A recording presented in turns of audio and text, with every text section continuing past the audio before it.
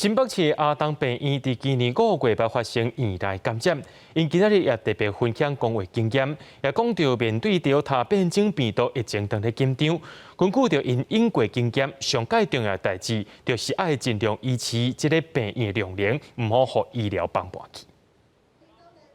手下写着平安2字的书法作品，疫情当咧紧张的时阵，这是真侪人的希望。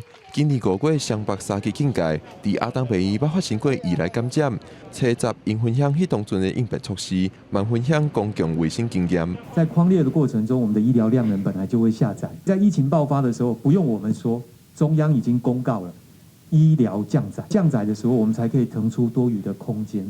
然后去盘点所谓的社区的需求。区块链认为各部门的沟通也真要紧，安尼才会当确保大家拢得到上完整的资讯。另外，中心分配病院的资源，嘛是医师病院运作当中真重要的。急诊室的检伤中心筛检站放到集中检疫所的第一站，病人不对，马上到医院去；好的病人，马上把它收到我的集中检疫所。我们把平板拿来当虚拟护理站，总共看了700个人次的一个诊室，然后病人的数据，我们的护理师上传。